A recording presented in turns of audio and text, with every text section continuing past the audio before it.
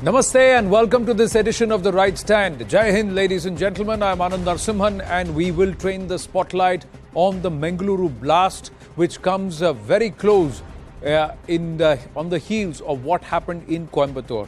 So Tamil Nadu, Kerala, Karnataka, south of the Vindhyas, these three states, is there a connect?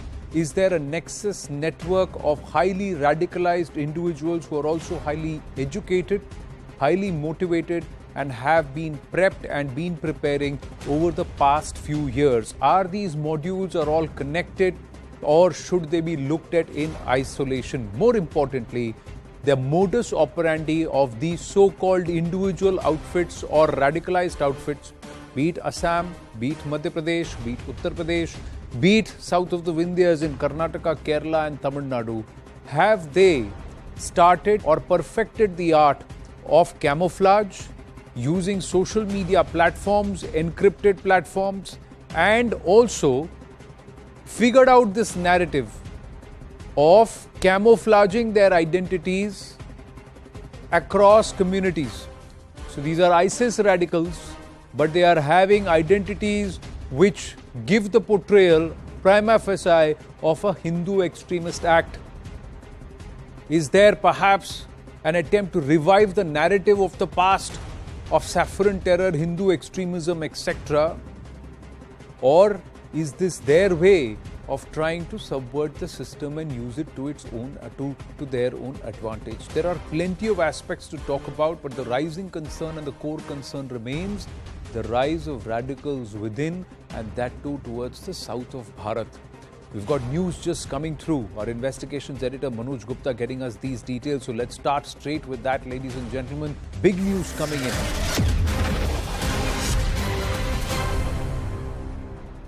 So here's a CNN News 18 exclusive on the Mangaluru blast, and this is as per top intelligence sources. Our investigations editor Manoj Gupta and of course Arunima getting us, our editor Home Affairs, getting us a lot of these details. So let's try and understand what Manoj Gupta is getting us about Shareeq. Shareeq was very, very careful about the use of technology.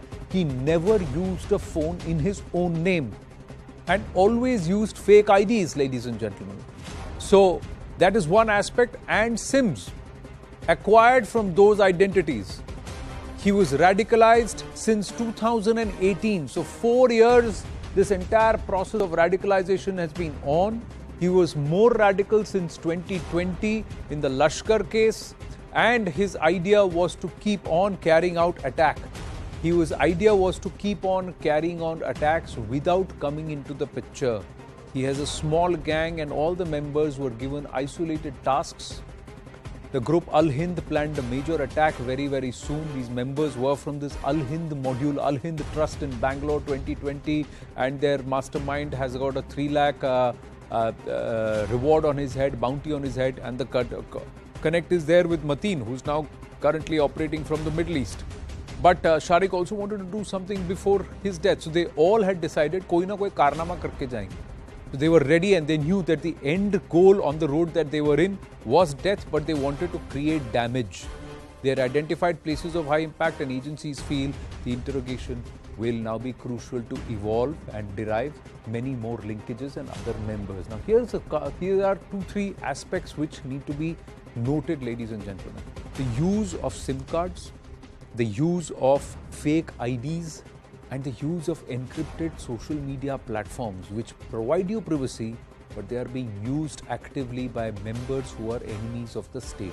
So how do you deal with this? Fake Aadhaar cards, and also using the good Samaritanism in Bharatiya to help somebody procure phone cards on their identities and go ahead and commit acts of treachery against the state. So all of that also very, very interesting dimensions. But let's try and understand the terror tentacles and how this is a multi-city trail, ladies and gentlemen.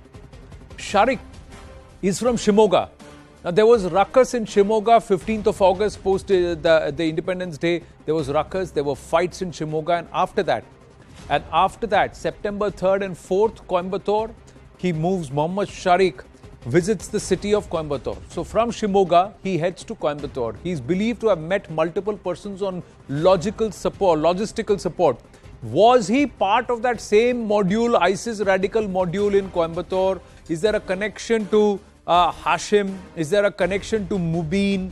These are all aspects of investigation, and somewhere one gets the feeling right down in your gut instinctively कि ये सब कहीं ना कहीं जुड़े हुए हैं. Investigation has to prove it. September, other Tamil Nadu cities, Nagarkoil, Ooty, where he procured one fake Aadhaar card. So he moves around.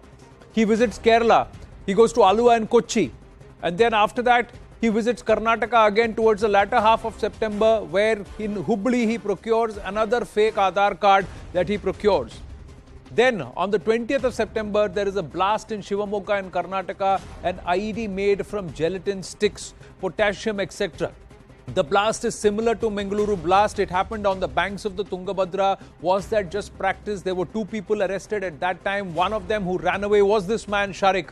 Police probing if this was a trial run for the Mangaluru attack, and Shareeq was named absconder in that case.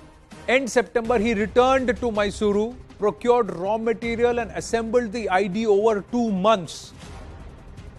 And 23rd October, there is a blast in Coimbatore, 1 killed, and the person Mubin linked to the Sri Lanka suicide bomber, and he is also linked to Shareeq. Probing links whether or not they were all connected. Now there is this region which is in Coimbatore, highly dense population of Muslims there, and Hashim, the Easter bomber, was the one who was radicalizing, and he was preaching actively and moving actively in that region. So are they all connected somewhere? That's something which is part of investigation. Mangaluru ID blast in an auto-rickshaw, that Shareeq was injured in hospital, allegedly carrying the IED to a blast location. So he conducts a trial run. Interestingly, the phosphorus that he has used along with the gelatin sticks is using by shaving matchsticks.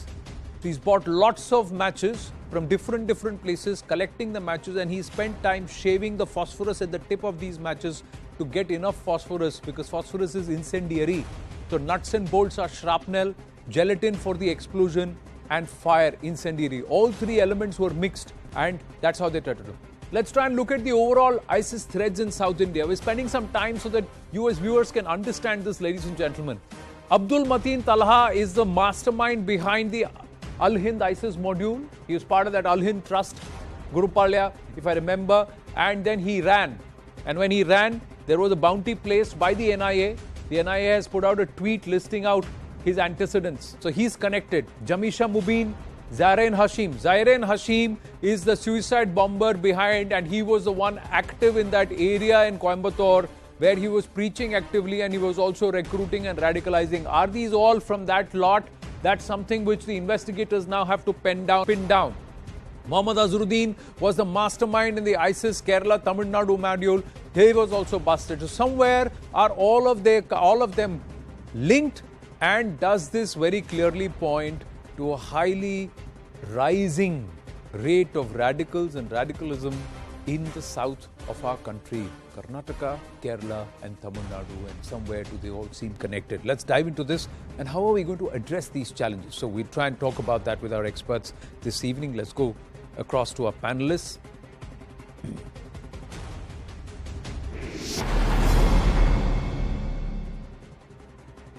Nirva Mehta, editor English Op India, is with us. Abhijit Iyer Mitra, senior fellow IPCS, is with us.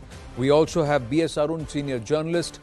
Then Nirmal Kaurji, former IPS officer, with us. And we have Lieutenant General K.J. Singh, Army veteran and defense analyst. Namaste and Jai Hind to everybody. Thank you very, very much. This is a matter of grave concern for all of us as citizens of this country, because there are multiple levels of this narrative and modus operandi that we need to understand. Nirmal Kaurji, first up.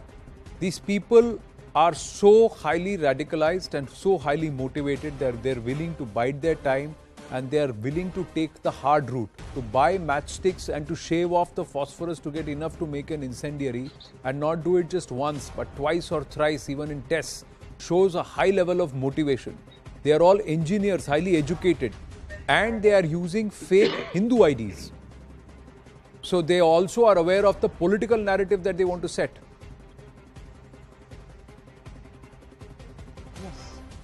I think it is they are highly educated people, highly motivated, because they are all looking at Jannat right in front of them. They are motivated, radicalized to think that if they accomplish this, great Jannat awaits them, where all the pleasures which are forbidden here are going to be there, along with all the apsaras, the hoors and the wines and all kinds of pleasures which are denied to them on this earth. So that is what they are looking forward to, is Jannat.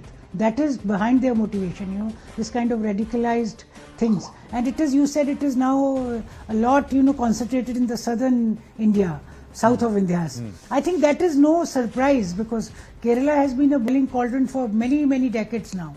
Not only that, PFI, all kinds of things, I think maybe these people have PFI linkages too, because all these organizations, after all, it's like a spaghetti bowl, where you can't, really, you pick out a spaghetti and all others come, it's a spaghetti kind of a thing. You cannot isolate any organization like that, because they do have interlinkages, and it is no wonder at all that it is happening in the south of India, because if you see post-independence also, the first time this IUML, Indian Union Muslim League, they, when Indira Gandhi brought down the government of, I think it was late 50s in Kerala, Namboodiripad government, and then, this, not Indira Gandhi, sorry, the Congress brought down the government of, the Congress government, and they formed a government with support of IUML.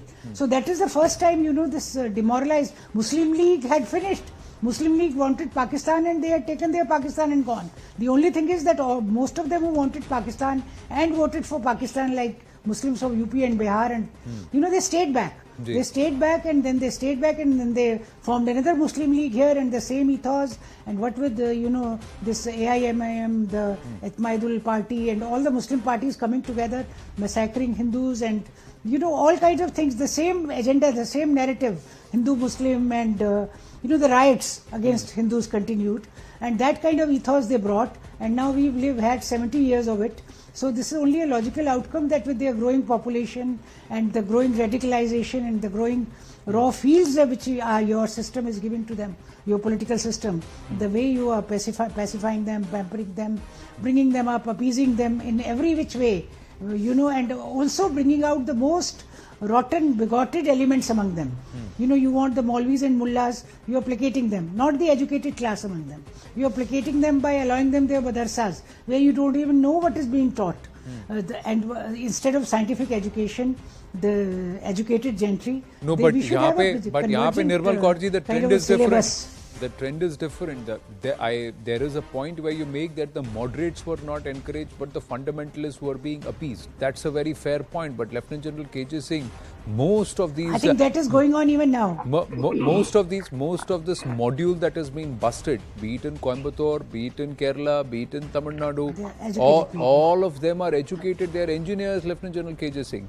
And they have figured out, even in Bangla, that Bangladeshi model, Nirmal Kaurji, I'm just bringing in General KJ Singh, even the Bangladeshi model that was busted in Assam, a 10th standard woman who was part of that module had been coached how to open and operate a chat room on dark web, and also use platforms which are highly encrypted. So they have figured out tech too, to escape scrutiny. Jai Hind, Anand, thank you for having me on your platform. The issue is very grave and serious, and we are all saying whether they are connected or not, the connection doesn't have to be physical. Connection today is just drawing an inspiration. They are even connected to Zakir Naik, I'm telling you, because they are seeing his videos, they are getting inspired. So let us not look at those physical, they would be required for forensics, for investigation. But believe you me, all these people, Jamesha, Mobeen, Mateen, Al-Tala, all of them are connected. And these organizations, it's worrying. And we have to, and see, also, somewhere the previous speaker was bringing out, we have to keep our focus on both, on the so-called radicalizing madrasas, and also on these kind of people. So here, obviously, in these states, I am very concerned, because there seems to be some kind of a tendency to wish it away, to play it down. Initially in Coimbatore, they said it's not a terrorist act. Even in this Bengaluru thing, one leader said that it has just been given a color. So let us not play politics now. Let's call terrorist a terrorist, and let's have zero tolerance on that. And it's time to revamp our intelligence organizations. Somewhere here I feel that we were late in banning PFI. We should have banned it 5-6 years back. There should be zero tolerance on this, because peninsular India is the future of India. And if you are going to allow it to become infested with terrorists, then there'll be no investments. There'll be nobody will come to India for. After all, they are our major production centers are in Bangalore, in Hyderabad, and in Chennai, and we are not going to allow this to take this shape. So it's high time, and also somewhere I feel that courts must also realize. I'm not trying to be little, complicit in my comments, but people should not be bailed out like this. Right. People, and if they are bailed out, there should be strict conditions, and there should be monitoring. And also, I know it's difficult, but Aadhaar should not be accepted on face value, especially for giving SIM. We have to have stringent rules. Let the subscriber base come down, but let us be strict about giving Aadhaar SIMs, Aadhaar-based SIMs. So Anand, all in all, it's a struggle for us, and especially with the elections happening in Karnataka, we'll have to redouble our vigilance and our coordination between various agencies. State intelligence agencies have a major role to play. Sir, intelligence can give you inputs. Who will make the arrest? Intelligence will give you inputs that there is some amount of radical activity is happening, but how do you arrest a person just because he's gone ahead and attended a sermon or may have a particular very strong views? Can you put a person behind bars? It's not possible, B.S. Arun. The other aspect is this giving cover fire. This giving cover fire and appeasement has now perhaps become a compulsion. Now, so much so that netas are turning around and saying because there is election, that's why there is some terror activity just to create mahal. Now, how can you make a statement like that? Because will you put a political agenda over and above the interests of the country? Nobody wants a terror attack. Why would anybody want a terror attack? Yes, definitely so. Unfortunately, the political parties might take advantage of this, which they should not. I think this is a time when everybody should come together and give full cooperation to the state government and to the police. The police have done a remarkable job. While the incident happened, day before yesterday morning itself, the police, came out with the investigation result saying that it's a terrorist act and not an accident. So when this is the case, the political parties should not be taking the sides, which they normally do, and give cooperation to the state government. Otherwise, they also get exposed in this entire issue. And what is now required is political sagacity and not one-upmanship. Look at what happened as I'm going across to Abhijit Iyer Mitra, Chennai. Tamil Nadu police raid happened. In Chennai, they raided 2 homes. They found nearly 150 phones, scores of SIM cards. They found computers. So these people are technologically also equipped. They are using platforms which claim to be highly encrypted, much ahead of even the common Janmanas has got an idea that these platforms exist. So Anand, the thing is, terrorist organizations always run rings around police agencies everywhere in the world. It isn't new.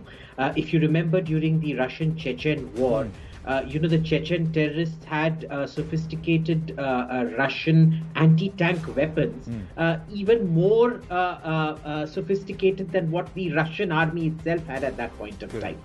So, the way they innovate, because today technology has become so accessible.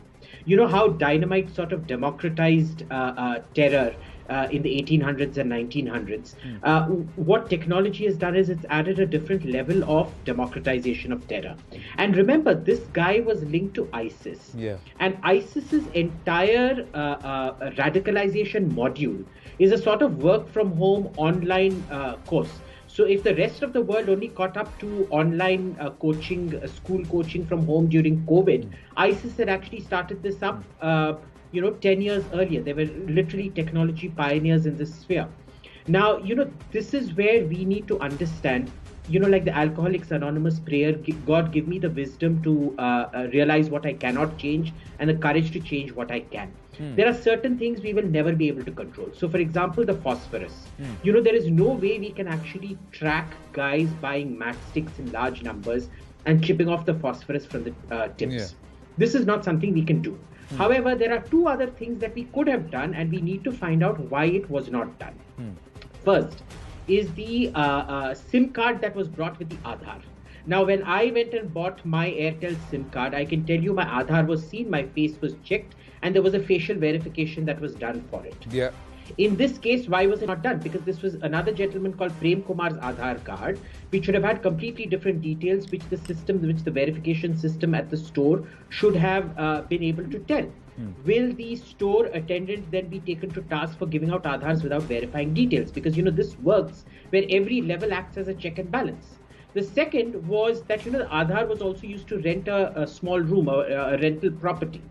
Now, correct me if I'm wrong, but in Delhi, I don't know if it's the same case in Bangalore, but in Delhi, if you rent something, it goes for police verification. The police actually come and check on you, like they do for a passport. Yeah. In this case, why was it not done? We know very often what happens is that, it's sort of chalta hai. I've literally been in aircraft check-in lines where certain people in front of me have taken 3-4 liters worth of shampoo in when you're not allowed more than 100 mLs worth of liquid or gel onto a plane, right? So this kind of a lax attitude has to go. The thing is, the solutions to this kind of thing are very easy. But to bring this back to what you brought about how Chennai police reacted very different from Karnataka police, the sad thing is, unlike, say, France, where everybody is on board on how to tackle terror and Islamic radicalism, be it the left or the right, here there is a very significant vote bank politics happening. We are a pre-industrial state where, identity politics becomes very, very salient. And Tamil Nadu is clearly one of those states where, appeasement of criminality is seen somehow as getting votes. Now, what does that tell you about the voter? What does it tell you about the leader? We need to remember that with the Sunni community, not with the Shia, but with the Sunni community in this country, it remains feudal. It hasn't changed since 1857 when they were largely dispossessed by the British. And they continue to be in the grips of these feudal lords who essentially use them as shock troops and foot soldiers and literally cannon fodder, or in this case, bomb fodder, to die in large numbers, so that they themselves can get away with huge concessions from the state, property, God knows what not. See, all of that, there is a rationale, but what beats all logic is that these are all engineers. These are all people who have got modern education, who know that the earth is round and the universe has multiverses. They know beyond the concepts of physics. They are not stuck in a rudimentary land where they believe of fantasy. No, they have got the ability to use logic. They have Anand, this is not surprising. I'm saying they have the ability to use logic. Still, they are so highly radicalized and so far gone that they believe that this narrative that's been set politically is right, and they need to do something, and they are the ones who can correct it. So they've been able. There is the ability to brainwash enlightened minds or educated minds to that level. That's also something which is shocking. I just want to also put out another worrying factor. Now, let's just look at this deflecting blame for terror. Now, is this also a pattern which we should worry about? Look at what happened in 26/11, ladies and gentlemen. In 26/11, the attackers carried fake Indian IDs. They posed as students. And more importantly, they all posed as Hindu students. They had mobile phones with Indian SIMs, Kasab Vor, Kalava. This is what was said by Rakesh Maria, ex-Mumbai police commissioner. Let's try and draw the parallels with what happened with the Mangaluru blast. Shareeq bought 2 fake Aadhaar cards and these were seized. The suspect posed as Hindu, Premraj and Surendran. The bid to blame, once again, Hindu extremism or Nazi Hindu. So they've just tweaked the narrative, but police sources again claiming. So, Nirva, this is also another worrying pattern, that one of these successes could have also tilted the narrative. Narrative has been going on since a long time. They've been wanting to talk more and more about how terrorism has no origin, which is true, but terrorists, majority of them unfortunately do. And which is why the whole Hindu terrorist and Hindu, which is also why the Kasab thing that you brought up, even Shareeq in this case was having a Hindu ID. The Aadhaar was in a Hindu name. Police tracked down the Prem Raj fellow whose name the Aadhaar was in. They talked to the father. They got the local police to identify and interrogate. So if there were anything else, if things had gone slightly differently, we would all have known that one Prem Raj, a Hindu man had carried out a terror attack. Which is also very similar to how the narrative was being built around the Coimbatore terror attack. For the longest time, they refused to acknowledge it as a terror attack, as it was a suicide bomb attack, or which probably went off before it reached its destination. It was just a cylinder blast. Even now, the majority of the search results you talk about, if you look for Coimbatore blast, there's the Coimbatore cylinder blast. It's not a terror attack. So there is a pattern that the Hindu terror is it's being talked about as Hindu terror just to counter the other narrative. But it's actually being counterproductive. You're just creating more and more fissures between the communities this way. No, but their idea, their agenda is different to portray India under the current leadership and the current disposition in a particular manner, and anything that suits their narrative. And they want to cause damage also. And each person, each of these people working in a different manner or a different agenda, but they all created lone wolves. Nirmalji, are you not surprised? The other point is that intelligence agencies have said that they have identified these people as radicalized, but they cannot round them up because the courts question the cops and they don't allow them to detain them beyond a certain point. Some of these people were even sent to de-radicalization camps, but to no avail. So what's the solution, Nirmalji? Yes, I think for radicalization, I mean, how do you prove it? How you bring it into evidence? And how do you prove it beyond any doubt that the person is radicalized? There is that procedural and evidentiary lacuna there, but it is also true that they are masquerading as saffron terror while, they are committing all these acts inspired by the ISIS module, and they are radicalized Islamists, and they want to build a Khilafat, or they want to build an Islamist India. That is their goal eventually, and for that they don't mind giving up their lives, and that is what they are doing. And this is a very complicated problem, bringing in evidence before the courts and satisfying the courts. Even this UAPA is so criticized a law, but it is needed. And again, at the same time, we have to have, curbs and constraints and checks and balances, that it is not misused. But where required, there also we lose out. Where it is very seriously required, there also the police loses out in front of the courts, because courts have a very, very liberal view, as if, sometime I think it was Lastu said, that needs of different times are different. Correct. What pertains in a terror situation cannot be the same of a peacetime, peace-loving America, where there are no terror incidents before, say, 9/11. So that kind of state and the situation that prevails in India, they are two different things. So courts have to also be sensitized to the prevailing situation in the country. And of course the judges, they also read newspapers, they are very well aware, they are very erudite citizens, and they have arrived where they have arrived by dint of their hard work and perseverance and their knowledge and wisdom. So they should also look at the need of the hour.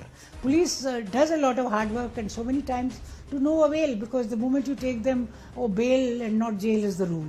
And 99% of our under trials, 99% of them are fighting their cases from outside the jail, because they are all out on bail. They are out on bail, and because they are out on bail, their chances of getting a conviction, police chances, the prosecution's chances of getting a conviction get lower and lower as they come out on bail, because they can manage more from outside than from being within a jail. So this is a problem really police is facing, and some kind of, one will have to think of some mechanism where in extreme cases or heinous crimes or terror crimes, this kind of a thing can be balanced by... They always say that the criminal is always 2 steps ahead of the law. That's what Abhijit Iyer Mitra was also trying to say. But here it's not 2 steps, it's about 5 steps ahead. Because it's whether they are inside jail or they are outside jail, they seem to be managing their affairs equally well. Look at the case of Lawrence Bishnoi and what they did with Sidhu Moosewala and what they are running the gangs in Punjab. They are doing it from inside Tihar jail. So whether they are in jail or out of, but the fact is that they have a legal mechanism. They have a mechanism ready. They have a machinery which comes out and backs them, and tells them and gives them cover fire. It gives them cover fire. Lawyers पहुंच जाते हैं इनकी bell के लिए, अगले दिन पहुंच जाते हैं, किस ग्राउंड पे उठाया है, कोई एक बड़े लॉयर सर, बड़े वकील, मैं बड़ा छोटा नहीं कह रहा हूँ, बट वो आ जाते हैं, वो कहते हैं humanitarian ground, because bail is mandatory, jail is optional, that's what our judicial rule book says, you are innocent until proven guilty, just because I go for a sermon, am I going to kill people? The same advocates do not have this.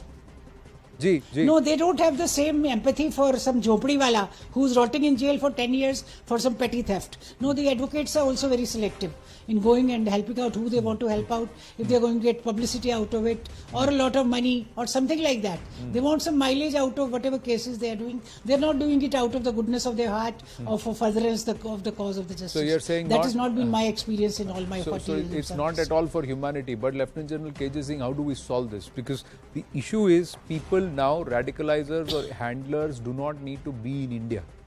They can sit somewhere outside the country and continue to run these groups, which will integrate elements from Bangladesh, elements from Khorasan, elements from Dubai, elements from Tamil Nadu, elements from Coimbatore, elements from Bhopal, Indore, elements from Deoband, everywhere, Saharanpur. They will integrate all of them into one group, and it will be encrypted. The need today is for all parties to get together, have a consensus like what France has done, that we will have zero tolerance for terror. And somewhere, because it is going to affect all of them. See, if it happens in Mangalore, it is going to affect activities in South India and it is going to impact on development in that region. So all of them, it's time that we take lead, because we are doing too much into elections and all these things. Let us sit down, have a all-party consensus and hold them to accountable on that we all agreed to this. And then also network our intelligence properly, because without intelligence, we cannot eliminate this problem. I know an isolated case can still take place. And like what Nirmalji said, what Abhijit said, we have to sensitize our judiciary, we have to take hold of our regulating mechanisms. If required, we make it simpler for people like landlords or SIM providers to verify Aadhaar-based kind of delivery of a service. We simplify it in such a way that he can immediately approach some back office and verify that Aadhaar. So, all in all, it's not a simple solution. A lot of people have to put their heads together. Like when I was a brigadier and I was in Bhopal, we used to have a multi-agency center. I don't know if that meets or it doesn't meet. And that was a state being ruled by BJP that time, and central government was of Congress. But we used to have proper coordinates. So it's time that we give up this petty kind of thing which is going on, unfortunately, in South India, and focus on getting hold of terrorism. Right. That should be our ultimate aim. Otherwise, Anand, we lose too much, because South is our economic hub. Yeah. But somewhere the build-up also of the narrative, it's been constructed. 15th of August, Har Ghar Tiranga movement, there is fight in Shimoga. Shimoga also saw a lot of violence around the anti-hijab protests. Hubli saw a lot of activity around the anti-hijab protests. Yeah, there is a build-up around the Ramnavami celebrations. There was ruckus in Coimbatore. There was ruckus in Kerala. And suddenly you see a narrative which is being built that, listen, there is just too much of perhaps majoritarianism. Hinduon ko thoda ek sabak sikhana padega. You have to fight. Muslims are in danger. Nirva, you see how this entire narrative is being built. And then there is saying that there has to be a reaction and a response so that they are taught a lesson. So a temple is targeted. An activity where there are a lot of Hindus will be targeted. Or Hindu identity is being used to create an act of social unrest. False narrative. Yes. False narrative. That is correct. That is correct. Complete, Nirva. Yes, please. Hello? Nirva, yeah, go ahead, please. Can you hear me? Nirva Mehta? We'll try and sort that audio through with Nirva Mehta. B.S. Arun, you'd like to take that? How do you counter something? You see there is a build-up, and somewhere does it feel it's all connected? Yeah, what I'm concerned is, you mentioned these cities in Karnataka, especially Mangalore. Mangalore is a thriving commercial hub. Next only to Bangalore, the capital city. Mangalore is, up and coming city. It's on the coast. It has a good, SEZ. Lots of, industrial houses are there. The industries like MRPL. It's an important center for petroleum, petro products, and also several IT companies have moved to this, city. And the city is a border to Kerala. There are lots of factors which make this city, along with Shimoga, as important destinations for the terrorists, the terror hubs can operate from these places, and these recent incidents have proved that. So the investigative part, I think, has to focus on these and the connection it has to the other terror hubs like Coimbatore.